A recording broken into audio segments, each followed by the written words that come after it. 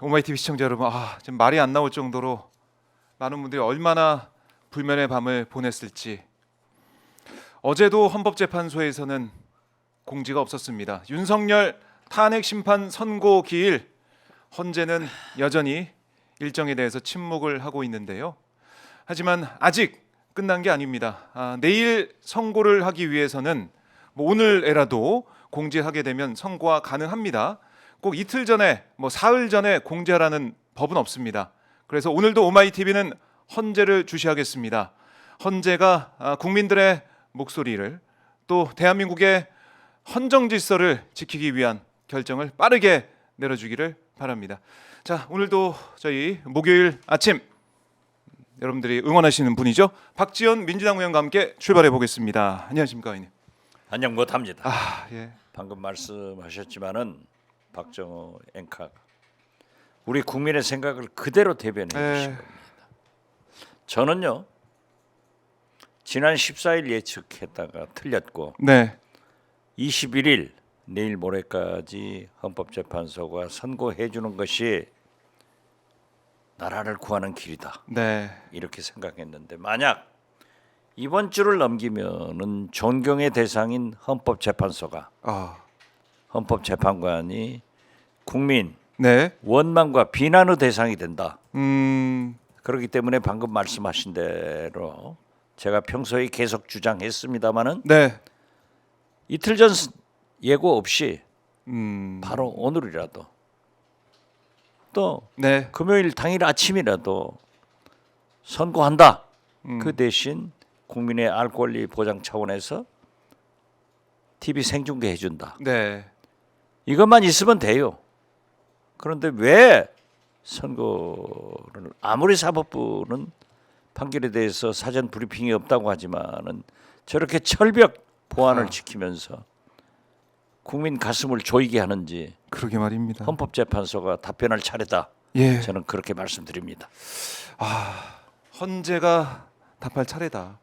어제도 저 오마이TV에서 헌재 브리핑룸을 계속 지켜봤는데 끝까지 아무런 얘기가 없더라고요. 끝까지. 어제 의원님도 계속 지켜보셨죠? 헌재 상황을. 당연하죠. 5,200만 국민이 다 보고 전 세계가 헌법재판소를 주시하는 겁니다. 지금요. 정부, 총리실, 국무조정실에서 당국대학 부설연구소에 용역을 의뢰해가지고 네. 지난 박근혜 탄핵 때 갈등 비용이 어떻게 나왔냐? 몰경 1,740조가 나왔습니다. 아이고. 예. 그리고 그 비율 갈등 비율 박근혜가 50% 나왔어요. 네. 이번 계엄에 대한 갈등 비율은 74%가 나왔더라고요. 만약에 갈등 비용을 이제 계엄이 끝나면은 나오겠지만은 네. 저는 이 천재가 훨씬 넘는다. 아하. 우리나라 예산이 1년에 700조예요. 예. 갈등 비용이 이렇게 발생하는가 하면은 탄핵 후 3, 4분기 GDP는 6조 3천억이 증발해 버렸어요. 그리고 지금까지 자영업자 네. 20만 명이 폐업버렸어요. 음. 그런데 더 늘었다는 거 아니에요? 그렇죠. 30만 개가 육박한다. 이재명 대표가 그런 말씀을 하시던데 네. 이 갈등과 혼란과 경제적 손실이 이거를 윤석열로부터 네. 헌법 파괴한 사람 그 사람 때문에 이렇게 했는데 네. 이것을 수습해 나갈 책임이 최상목 대행에 있는데 최상목 대행은 예. 헌법을 안 지키는 안 사람이에요. 지키죠. 그러면 끝까지. 이것을 해결할 수 있는 기관은 네. 유일하게 헌법재판소가 해야 되는데 신속하게 윤석열 파면 선고를 해줘야죠. 네. 그런데 저렇게 감감무소식이고 만약 이번 주를 넘긴다 하면은 모두에도 말씀드렸지만은 우리 국민은 전 세계적 존경을 받는 네. 대한민국 헌법재판소가 국민의 원망과 음. 비난의 대상이 될 것이다. 그렇기 때문에 네. 저는 국가를 위해서도 헌법재판소의 명예를 위해서도 존경을 위해서도 내일 모레까지는 꼭 네. 선고해달라. 이 내일까지. 기도하는 심정으로 간절히 촉구를 합니다. 뭐 참 오늘따라 이제 의원님 말씀이 너무 참 절절하게 가슴에 와닿고 많은 제 시청자분들께서 지금 공감을 하고 계실 텐데, 자, 헌재가 이렇게 질질 끌면서 지금 오늘로 보니까 이 탄핵 이 접수가 된 게 97일째가 되더라고요. 그렇죠. 뭐 일요일 되면 100일이 되는데, 개엄한 지 108일째가 네, 그 정도 예 지금 되고 있기 때문에 더 이상 우리 국민들이 지켜볼 수 없다. 헌재가 판단해라. 헌재가 이제 대한민국 정상화의 키를 쥐고 있다. 헌재를 향한 국민들의 이제 분노와 좀 비판의 목소리 점점 커지고 있고, 아까도 이제 국민 원망과 비난 대상이 이제 될 거다 앞으로 오늘 내일까지 결정 안 하면. 근데 이미 이제 헌재를 향한 국민들의 이 목소리는 분노에 이제 가득 차 있습니다. 제가 봤을 때. 그렇죠. 예. 제가 몇 번 예를 들었습니다만은 재팬 에어라인 소위 잘 네. 일본 항공이 방만한 경영으로 상장이 폐지돼서 소위 구조 조정을 해가지고 살려냈어요. 네. 그런데 그 회장이 기자회견을 하면서 망하니까 보이더라. 네. 기업은 망하더라도 보여서 살려낼 수 있지만은 나라는 망하면은요. 네. 누가 살리죠? 누가 망하게 하죠? 저는 우리나라를 오늘 이 위기로 가져오게 한 것은 네. 윤석열, 음. 최상목, 네. 헌재는 살리는 헌법재판소가 돼야지 망하게 하는, 세 번째 망하게 하는 원인을 제공한 헌법재판소가 되지 않기를 네. 중심으로 바랍니다. 그러게요. 이 갈등과 혼란, 다시 한번 이번 주에는 끝내야 된다라고 강조를 하고 있습니다. 그리고 조금 전에 있었던 헌재 앞에 민주당 국회의원들의 기자회견 현장에서 뭐 충격적인 일이 또 벌어졌습니다. 기자회견 중에 이걸 지켜보고 아마 극우 쪽의 소행으로 추정이 되는데요. 확인을 해봐야겠지만 계란이 날아와서 날계란이 날아와서 그걸 또 백혜련 의원이 정통으로 머리에 맞는 일이 있었거든요. 이게 대한민국이 어떻게 이렇게 가고 있습니까, 의원님? 오늘 우리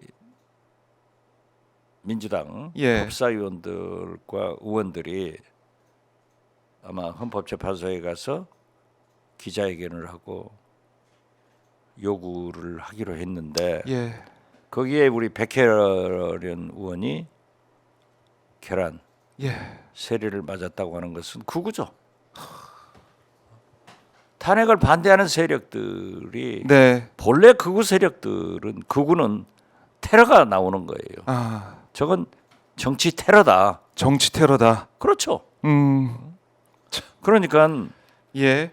우리가 일본이 극우화될 때 우리나라에서도 얼마나 비난을 했어요. 네. 그리고 그 극우 세력들은 반드시 테러와 함께 동반하는 거예요. 근데 우리나라에도 지금 현재 탄핵 반대 세력들이 네. 극우화됐잖아요. 아하. 이것을 슬퍼하는 거예요. 이게 안 된다는 거예요. 그리고 국민의힘 상당한 권영세, 네. 권성동, 나경원, 윤상현 이런 분들은 지금 극우화돼 가지고 윤석열은 탄핵된다. 예. 그리고 대통령 집권은 이재명이 된다.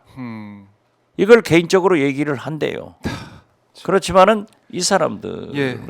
당권을 목표로 극우 세력들을 집결시켜서 당권을 잡아야 네. 내년 지방선거 오는 국회의원 선거에서 공천권 행사에서 다음을 도모한다 하는데 네. 극우 세력은 저러한 테러 등 우리 국민을 대변하지 못하기 때문에 정치권에서 도태될 겁니다. 예.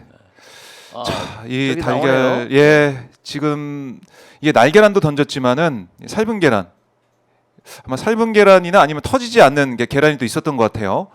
그래서 거기에 또 고통을 느끼고 있는 백혜련 의원의 모습도 저희가 볼 수가 있습니다. 참. 지금 우리 김용민 예. 부대표, 이건태 의원 등 모두가 나와 있잖아요. 그렇습니다. 야, 이 민주주의 사회에서 어떻게 또 이런 일이, 대한민국에서 어떻게 이런 일이 벌어질 수가 있는지 참. 극우 세력들의 준동은 표현할 수가 없습니다. 예.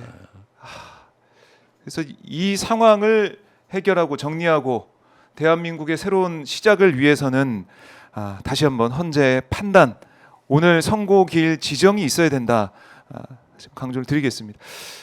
백혜련 의원님 많이 좀 놀랐을 것 같은데. 민주당 의원들 예. 보십시오.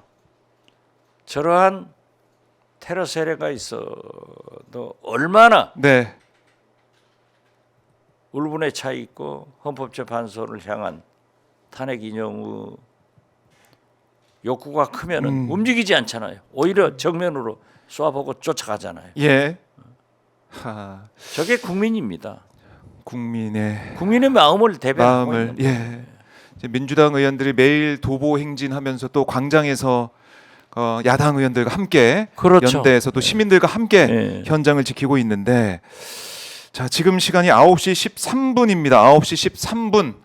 자, 헌법재판소 상황 지금 뭐 보신 것처럼 헌재 앞에 그 정문 앞에는 경찰 경력도 있지만 경찰이 막고 있는 가운데 그 인도 쪽에는 이른바 이제 극우들이 다 지금 서서 계속 지켜보고 있어요. 계속 뭔가 해코지를 하려고 준비하는 듯한 그런 모습도 들고 경찰이 막고는 있지만 헌재 상황이 참 녹록치가 않습니다.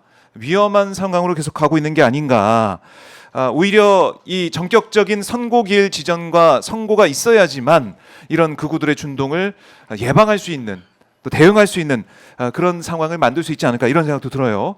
저런 테러가 네. 있기 때문에 21일 내일 모레 선고한다 하더라도 사전 고지는 저는 혼란을 방지하기 위해서 막을 안 할 필요도 있다. 그런 생각을 하고 그렇네요. 그 투명성을 보장하기 위해서 예. TV가 생중계하면 되는 거예요. 그렇게 하면 예. 모든 국민들이 볼 수가 있으니까. 그렇죠. 예.